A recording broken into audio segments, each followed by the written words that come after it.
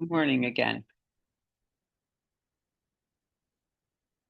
On March 23rd, 2025, the Israeli Defense Forces attacked several humanitarian vehicles, including 5 ambulances, a fire truck, and a United Nations vehicle in the Al-Hashashin area in southern Rafah, Gaza Strip. The massacre resulted in the deaths of at least 15 aid workers, including 8 members of the Palestinian Red Crescent Society, 5 civil defense, and 1 UN agency employee. It was not until a week later, on March 30th, that most of the missing bodies were retrieved from a mass grave in Rafah, where their bodies had been bulldozed under the sand. I'm not going to talk about the martyrdoms, executions, murders of these aid workers. Today I'm going to talk about lives. And I'm going to start with the life of Rifat Radwan, who was one of those first responders in the ambulance. And he had his phone with him, and he was filming what was going on, the ambulances, the gunshots, and in that we were getting audio of his last words, because he knew he was going to die. And he did die. And his last words were prayer over and over again. So I just want to give a little moment of respect for his prayer. And then we'll listen again to the Surah Al-Fatiha.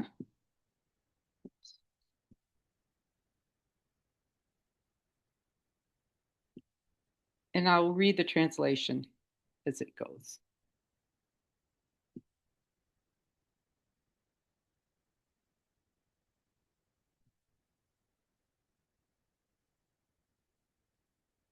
Inshallah, as they say, God willing. I think it went past it. Oops.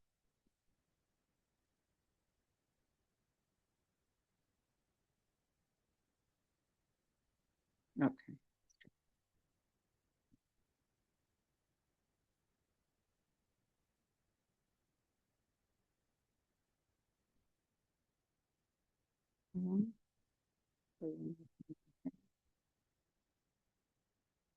أعوذ بالله من الشيطان الرجيم بسم الله الرحمن الرحيم الحمد لله رب العالمين الرحمن الرحيم مالك يوم الدين إياك نعبد وإياك نستعين اهدنا الصراط المستقيم صراط الذين أنعمت عليهم غير المغضوب عليهم ولا الضالين.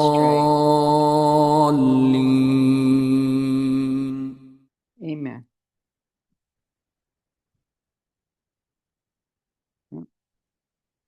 So as many of you know, I'm a pediatrician who's done many medical missions to Palestine, about a dozen since 2010. And people ask me, why do you go? And usually I tell them the food. And the food is great. I mean, the food is really great. But it's really the people, right? So I'm going to talk about these people, really, because they are so resilient. And in this time, for all of us, resilience is something that we wish we had a little bit more of. And I have so many stories that I'd like to share about the oppression and humiliation and danger and grief that they suffer under the Israeli occupation. So I'm just going to share a few of them. And it's going to be a little preamble for the film that we're going to show this afternoon, No Other Land. Um, so first, I start with this map, and this map is the first has the whole area with the West Bank and Gaza in red, and then I usually go into detail on the West Bank and what those colors mean. But as of January 15th, the colors are irrelevant. The Israeli parliament really elected to annex all of the West Bank, and the colors were who controls which areas. Israel is going to control the whole thing. And they don't use the word annex because our president doesn't like that word, but it really is because they said any Israeli can buy land that is not already deeded, which sounds like just a real estate plan, right? But Palestinians who have lived in this land for generations have been unable since 1967 to even get a deed for the land that their family has been lived on all this time. So there is the majority of land there does not have deeds and will be open to be purchased. And I mention that because I'm hoping this talk isn't that political, but it will be. But just because what you'll see in the film, what I'm going to describe is like things are now or things were, but it's going to change and it's going to be worse if that plan goes through. So I just wanted you to be a little bit aware of that. The first time I went, I stayed in the Jordan Valley, which is that pale area to the right, says Jordan Valley, and and I just traveled around to all the different villages. On other trips, I'd go to the different towns and everything, and I saw a lot of Bedouin villages, and this is one of them. You know, they kind of live with these are obviously their animals, not the Bedouins. They're semi-nomadic, like the Navajos here, where they are someplace in the winter and then someplace in spring. And this is a natural spring, and I don't have to explain to us desert dwellers how important water is in the desert. And this is a Bedouin woman in her kitchen, and she lives right across the road from that natural spring. But the Israeli government does not let her use the water from the spring. That's why you see that water tank behind her. So she has a donated water tank, and this family has to bring in water. While I was there visiting, a settler drove his car down and washed his car in the fresh spring water. This is a sign. If you can read it, it says no admittance, firing range, and it's right in front of that house. I know that house doesn't really look occupied, but these are all over the West Bank, right in front of homes where people are living. And when you see the film, or if you see the film this afternoon, you'll see kind of the significance of this. When I first saw it, I asked the Palestinian I was with, I was like, why do they have that sign there? And he said, well, that way if they shoot us, they can say, well, we shot him. You know, he's walking through the firing range. But these are really not firing ranges. No one is there. No, it's not set up. It's just sitting there in front of a home. Oop, I think I missed one. I'm going to go back. Oh, okay. This is Hebron. This is in the south part of the West Bank, and it's a city that is about 5,000 years old. The churches and mosques are from 300 AC. And you'll see as you look at the picture on the right, you'll see a brand new building on the right, and that is an Israeli settlement. And then you'll see on the left the roadway, and you'll see some tarps. They look like shade structures over the roadway. That is the entrance to the ancient market, which is, I would imagine, probably as old as the city. It's really old. It's a lovely little market. But those shade structures are there not for shade. They're because the Israeli settlers throw their trash on top of the Palestinians going to and from the market. And it's several places in the market, they'll have more of those tarps there just to protect themselves from the trash being thrown upon them. On the left, you'll see it's a checkpoint. So markets, or called souks, and public baths and mosques were all in the same area. So if you go all the way through this market, at the end there's a mosque, but you have to go through this Israeli checkpoint to get to the mosque. And you go through, but you have to be checked. It wasn't hard for me, but it's hard for Palestinians even just to get there to the mosque. This is another Bedouin family, these little boys that I went to visit with their mom. When I went to visit, this is years ago, but their mother was pregnant. She has a disease called thalassemia, a blood disease, so that makes it a high risk pregnancy. And one of these boys has a seizure disorder. Right near their camp was a settlement, and so the Israelis have to protect the settlers, and they put in a checkpoint. So, but now between this camp and the hospital is a checkpoint that closes at 5 p.m. and opens at 8 the next morning. So this high risk family cannot get to the hospital unless it's doing regular hours and not on the Sabbath. Which brings me to talk about checkpoints. So when I used to go, there were about 100 checkpoints, and different from here. The shortest distance between two towns is not which road is the shortest. It's how which road has fewer checkpoints that are open, and they have a network of communication because the checkpoints move around on where one is and how to get from here to there. Right now, there are 900 checkpoints since October 2023. This area, the West Bank, is about two-thirds the size of Mesa County. It's not very big and holds 2 to 3 million people. And so these are barriers and checkpoints and roads that they've plowed up, and it's really difficult to get from one place to another. Um, In fact, sometimes you have to wait for hours, and it's dangerous waiting for hours. So my sister-in-law Hanan is from the West Bank, from a town called Tulkarm, and her mother was living there. His mother passed away since, but last year another family member had passed away, and she wanted to go north about an hour to another town near Jenin to offer her condolences for those family members. And Hanan's brother said, it's not safe, it's not safe. But she's was very persistent woman. And so finally they said, okay, we'll go. And so her son and his wife and their two young girls, and she went on this trip. And on the way back, they were waiting at a checkpoint. And while they were waiting, settlers with baseball bats came and were pounding on their car and trying to drag the young girls out of the car. And it took a long while, longer than it should have been, for the Israeli soldiers to come over and shoo those people away while they were just waiting in line. So it's dangerous to even wait at a checkpoint.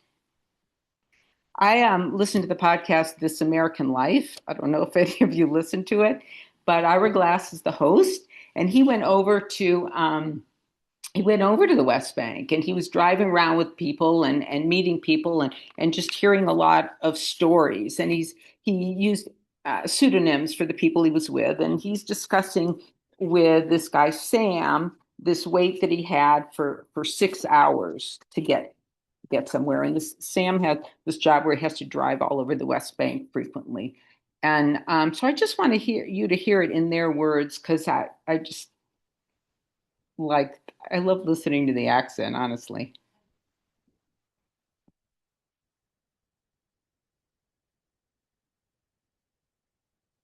Well,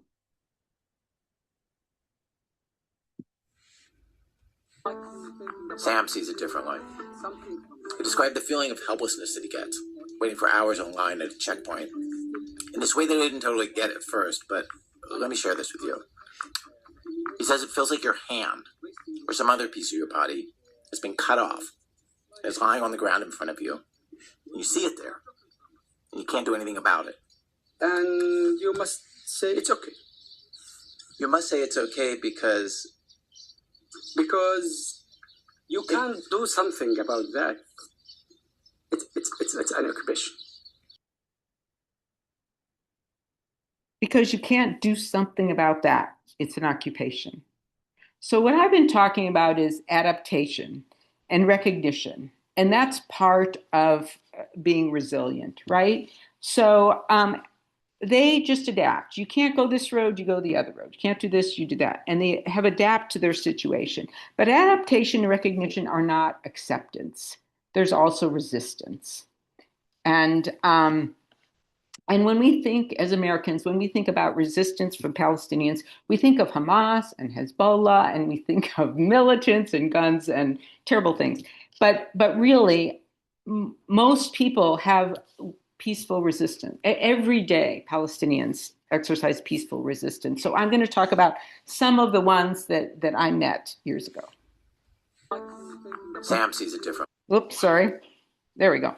This is Fateh, and this is a family when I was in the Jordan Valley that I stayed with for a week. Family of 5. They have a 2-bedroom apartment. I stayed in 1 bedroom, and the other 5 stayed in the other. So I'm not going to talk about Palestinian hospitality, but it is unfathomable, really.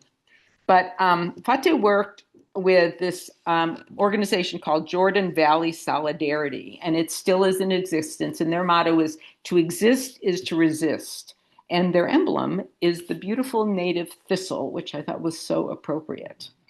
And so what this organization peacefully does, and they have a lot of internationals and they have a lot of Israeli nationals that come over and help. So one thing they do is they make these bricks out of clay and straw. And so when the bulldozer bulldozes homes, which is not infrequent, they will just rebuild it because they still have all the bricks there that they could remake or use the ones that are there. They will remake pipelines for when their pipelines have been destroyed, when buildings, schools have been destroyed, they'll rebuild those. So they do a lot of rebuilding. And then the other thing that they will do is they will go to the Israeli courts if a settlement is expanding onto a Palestinian who does have a deed for his land. And so they'll kind of help go through the courts for that. That doesn't mean that anything happens, even if the court votes in their favor. And then the other thing that they do is they have volunteers who are witnesses. So you could go, any of us could volunteer. This is still a very active organization. You can get online, you can volunteer, you can go there and just take your phone and just be there when violence occurs against Palestinians. And people do that. And I'm mentioning it too because you're going to see that in reference to that in the film also. And it goes by fast, but you'll know what this one guy is doing. I don't know if it has the same effect that it did at that point, but at that point it really did have an effect. People were kind of taken aback and maybe stopped the bad things they were doing if there was an external witness. And you can also volunteer and work in a garden alongside a local.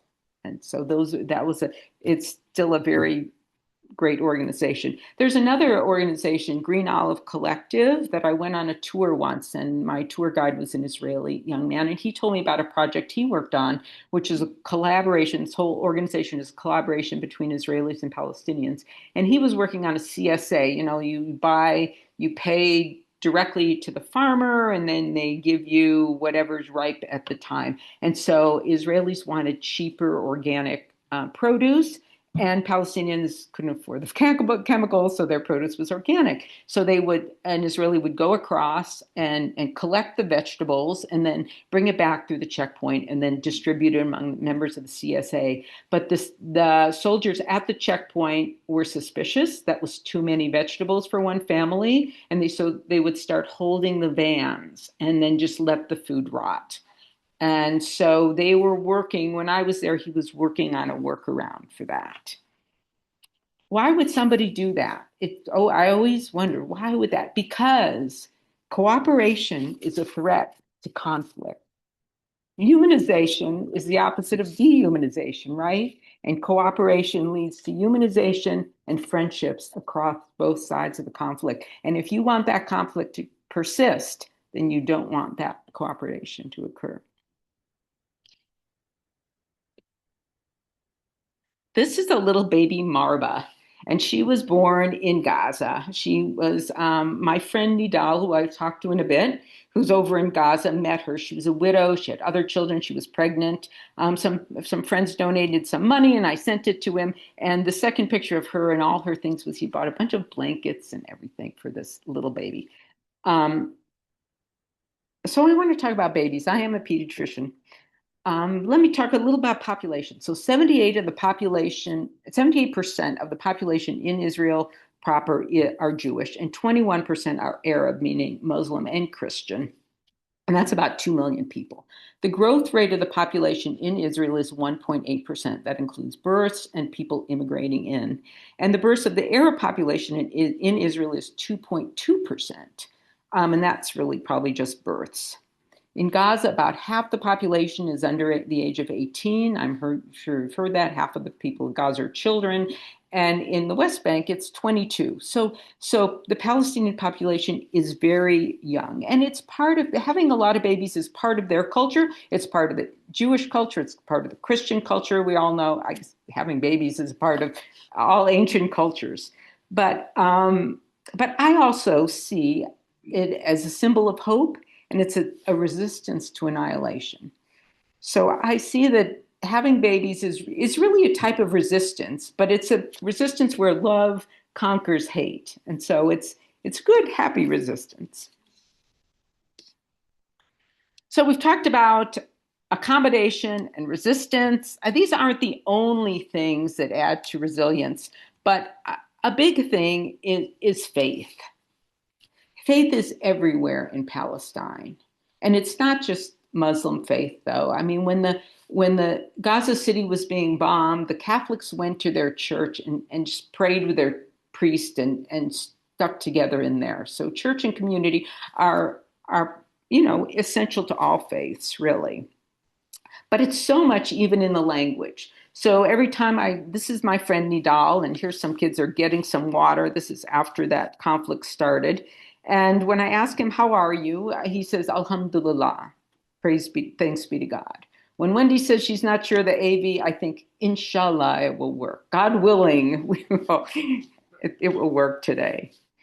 And, the call to prayer is heard 5 times a day from different mosques. It's just religion is all around you. So now I'm going to talk a little about my friend Nidal. He was a guy who worked in a hotel that I stayed in most of the times when I was in Gaza. And when I was in Gaza, when the war started, he and the staff there really, really kept me safe. They were just so sweet. And it was a small hotel with a lovely garden restaurant. And in the evenings, it was just full of life. People would come, you'd smell the hookah, kids would just be running around screaming happily. And it was just really wonderful. And it was reflective of the staff there, really. So since I came home, we started communicating on WhatsApp through AI translation because he speaks no English and I speak no Arabic, really. And we've developed this wonderful friendship. We talk about cooking, we talk about fundraising, we talk about life in Gaza, and we talk a lot about religion. We're the same and we are different. He's a young man. He has 2 wives, 4 kids. So we've just had really different lives. He asked me, can you hear the call to prayer at your house? No. But he has only been out of Gaza once for a month, and he went to Egypt. He has never lived in any place where you could not hear the call to prayer. I fasted a couple days with him when I'm doing my little meal in the morning before sunrise. He's doing his suhoor in the evening, where you're eating after sunset, and he just gives me support of this. It's really fun. When I break my fast with a taco, he goes, "What's a taco?" And I think, how could someone not know that? He's usually optimistic and full of hope, and his faith gives him that optimism. He's hoping to rebuild his home that he spent 10 years building in the first place. He wants to open his own cafe. He just has so much hope for the future. Let me go to.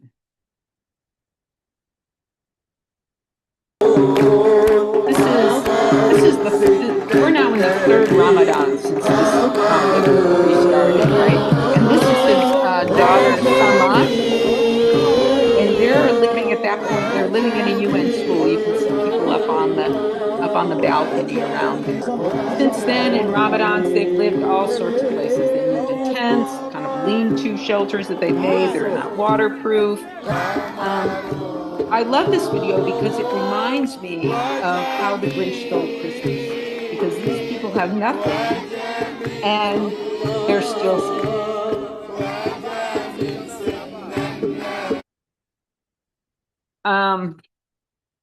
Nope.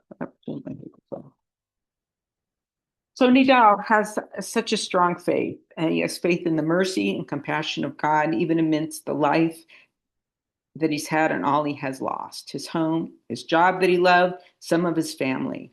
But he told me the other day when I told him, be patient, he goes, that's what I tell to myself. Be patient. God is with us in everything, and God is the one from whom help is sought. So, why is faith part of resilience? Which brings me full circle back to Al Fatiha, the opener. Bismillah ar-Rahman ar-Rahim. In the name of Allah, the entirely merciful, the especially merciful, because the mercy of God brings hope, and hope is the essence of resilience. So I hope that you will come to this film this afternoon, No Other Land. It's a documentary. I know I haven't talked about most uplifting things, but I love this film because it is about what Palestinians go through everywhere, and the things that you'll see are things that I've seen. It's not just in this one village, but it's also about the friendship between an Israeli and a Palestinian, and how that is possible, and how cooperation is possible. This is not a religious war. So I hope you'll come. We're going to have a light lunch, and then it will show at 12:15. You have some links in your 12:45, 12:40. Thank you. 12:15 lunch. 12:40. Thank you. 12:40, we will start showing the film. The proceeds from we paid to have the authorization to show the film. 80% of what we paid goes to the filmmakers, and 100% of what the filmmakers got goes to the village that the film is about. And then you have a little insert with some organizations. A lot of people ask me, what can I do to help? You can volunteer with Jordan Valley Solidarity, or you can donate to a couple organizations I wrote. Heal Palestine is one that I'm volunteering with now. Palestinian Children's Relief Fund I've worked with for years, and they're also a good organization. UNRWA, UN Relief Works Association. They are really what keeps Palestine going as far as schools and everything. And then I put in my latest crowdfunder to help my friend Nidal. Thank you guys so much.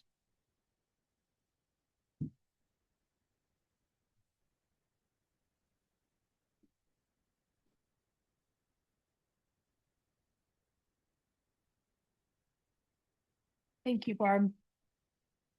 Let's close with a song. Our closing hymn today is number 1021 in your teal hymnal, Lean on Me.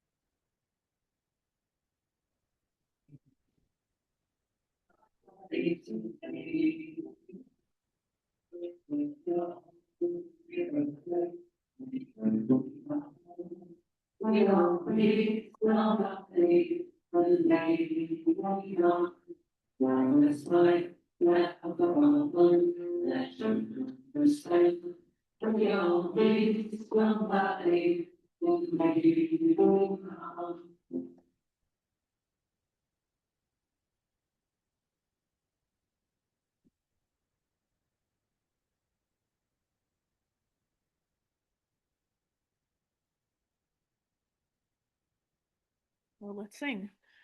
Go your way in peace. Wander as you may. Blessed is the path you take. May love guide you on your way. I have us out of order.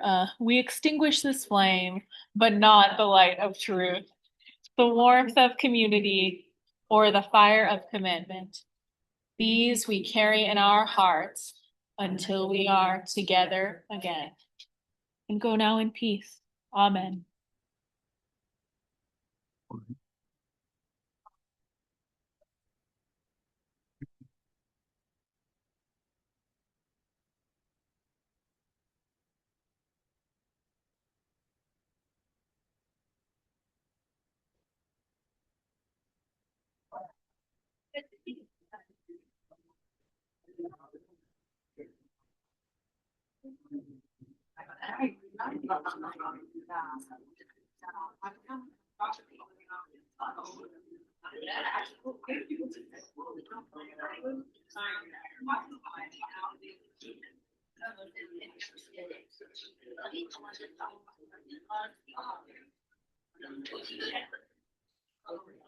Miss Abby.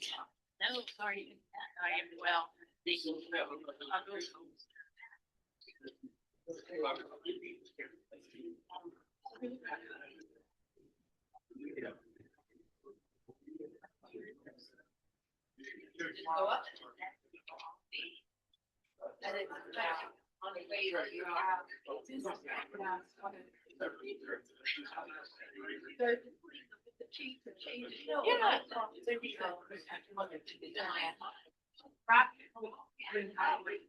No, I think it's great to add in. I mean, it's nice to know what organizations we're supporting.